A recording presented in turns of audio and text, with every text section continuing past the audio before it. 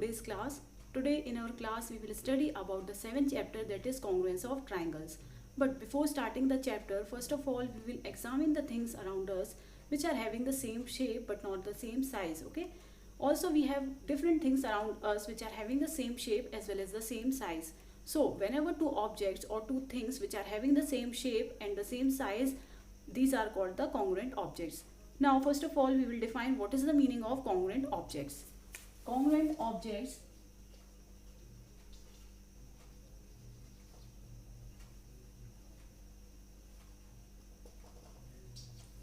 are the objects that have the same shape and same size. Okay, objects with same shape and same size. So there are two conditions for objects to be congruent. The first one is the same shape and the second is the same size. Now first of all we will see whether two objects that are the plane figures are congruent or not. So we will check for the congruency of plane figures.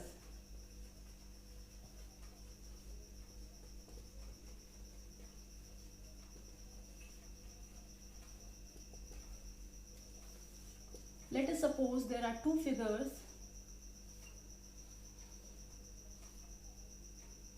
This is figure F1 and we will take the trace copy of figure F1 as F2. Okay, F1 and F2 are exactly the F2 is the trace copy of F1. So how can we say that the two plane figures are congruent or not? By the method of superposition,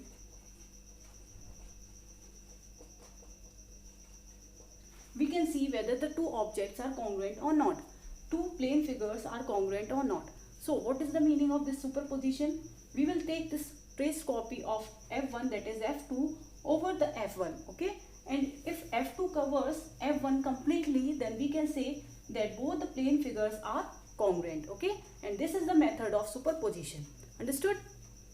This F1 and F2 are congruent, that is by superposition F2 covers F1 completely, then we can say that F1 is congruent to F2.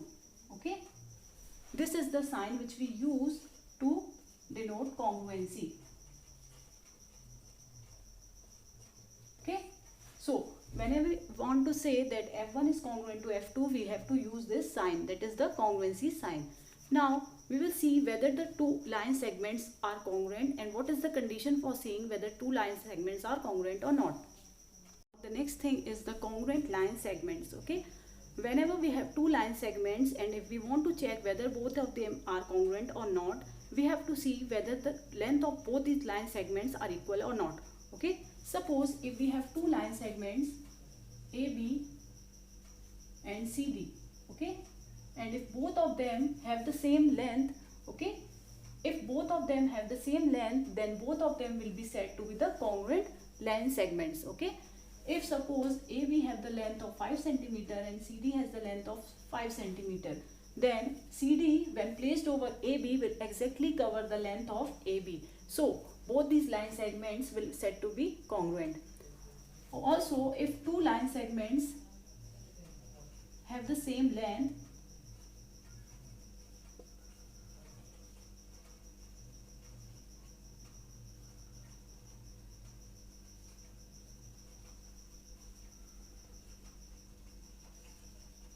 then both these line segments are congruent. It means the line segment AB is congruent to the line segment CD. Okay, this is the sign which we use to say whether two line segments are congruent or not.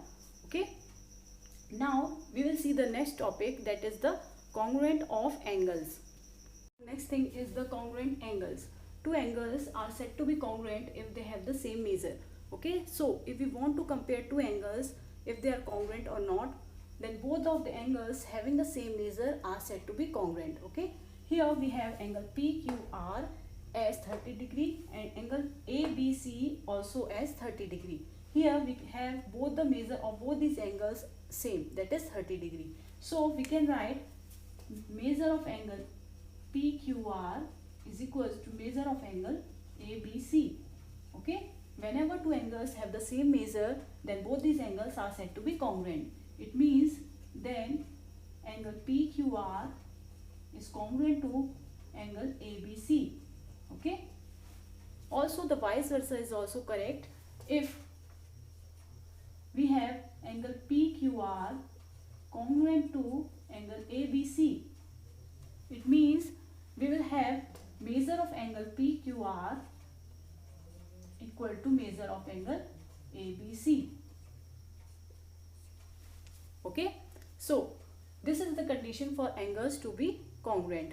Both these angles should have the same measure, then the angles are said to be congruent. Now let us suppose if two angles ABC and PQ are given to us are like this. Okay, if one angle ABC is having this arm length, okay, but the PQR is having the different arm lengths. Okay, so whenever two angles having the same measure but different arm lengths, then angles are said to be congruent. We will only see whether the measure of both the angles are equal or not. Okay, the next topic is congruence of triangles.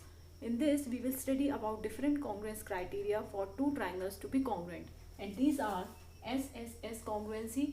Okay, it means side side side congruency. Okay, we will discuss them in detail. That is side side side congruency. The next one is SAS congruency, that is side angle side congruency. The third one is ASA congruency. It means angle side angle.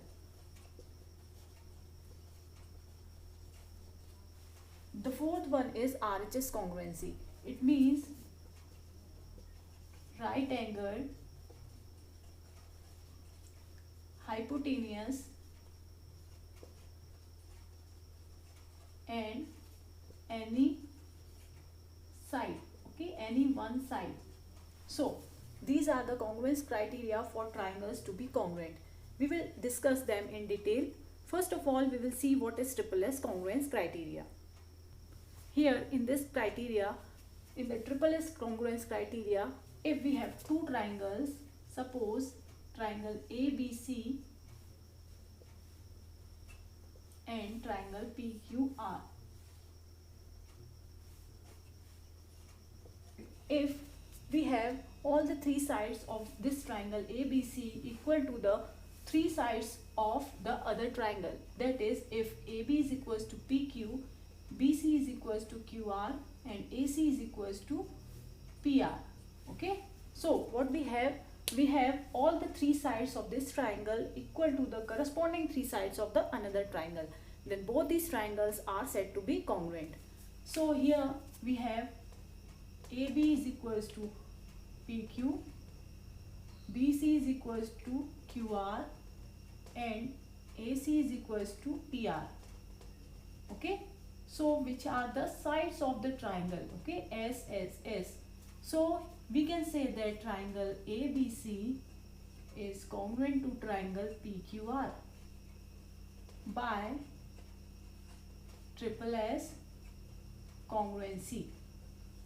So in SSS congruency, we have all the three sides of one triangle equal to the corresponding three sides of the another triangle. So this is the SSS congruency. The next one is the SAS congruency, which we will see. The next congruency is side angle side congruency, that is SAS congruency. Suppose if we have two triangles ABC and PQR, okay, like this, and if we are given that this side AB of triangle ABC is equals to the side PQ of this triangle PQR, also the angle P is equals to angle Q. Okay, both these angles are given equal. The side BC of triangle ABC is equals to the side QR of triangle PQR. In this case, we will have SAS congruency. Now let us see how. Here we have AB is equals to PQ, angle ABC is equals to angle PQR, also BC is given equal to QR. So what do we have? We have two sides of one triangle, okay, and the included angle between them, okay, equal to the corresponding two sides of another triangle and the angle included back them. So whenever two sides of one triangle and included angle of this triangle is equals to the corresponding two sides of another triangle and the included angle between them, then we have the SAS congruency. We should always remember this angle should be the included angle between the two equal sides. Okay, it must always be the included angle. So here we have side, angle, side. So this will be the SAS congruency. We can say that both this triangle ABC is congruent to triangle PQR by SAS congruency. So in this congruency, in SAS congruency, we have two sides, okay, two sides of one triangle and the included side between them equal to the corresponding two sides of another triangle, also the included angle between them.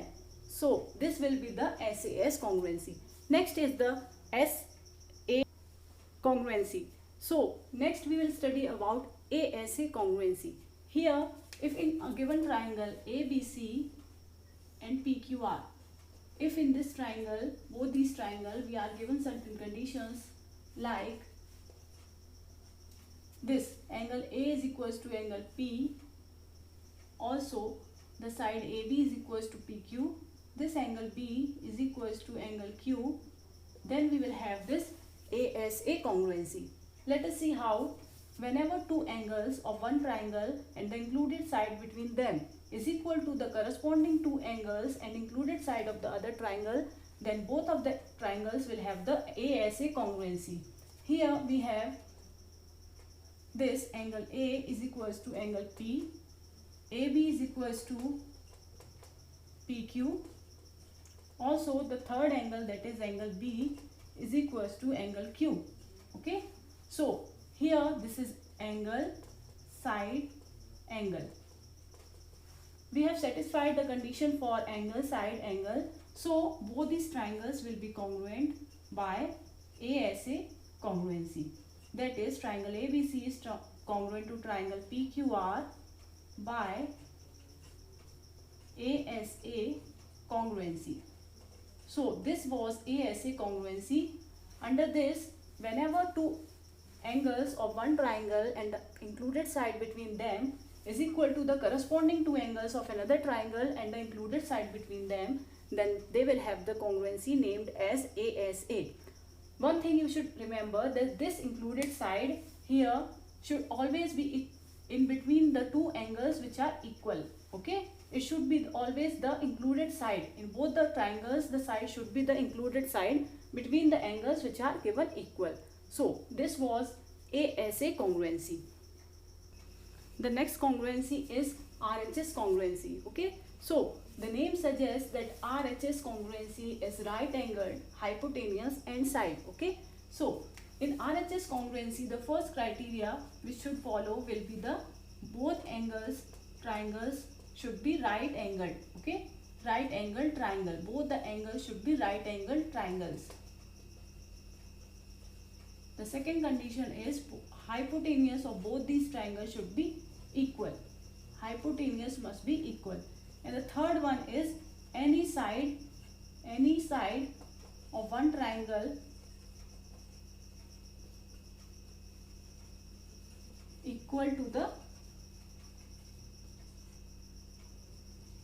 corresponding side of another triangle.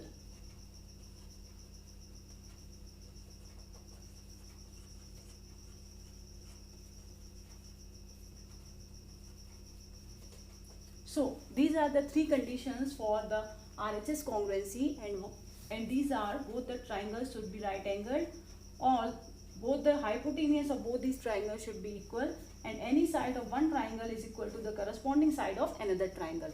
Okay, now this will study in detail. Suppose if we have two triangles ABC and triangle PQR. These triangles are such that angle B of triangle ABC is right angled and angle Q of triangle PQR is right angled. So we have to check whether these two triangles are congruent by RHS congruency or not. If the condition is this hypotenuse AC of this triangle ABC is equals to the hypotenuse PR of the other triangle, and you all know what is the meaning of hypotenuse. It is the longest side of the triangle of a right angle triangle which is opposite to the 90-degree angle. Okay, in both these triangles we are having the hypotenuse equal. Also, if we are given this BC side equal to RQ, then we will see whether the two triangles are congruent by RHS congruency or not. Here we have both these triangles.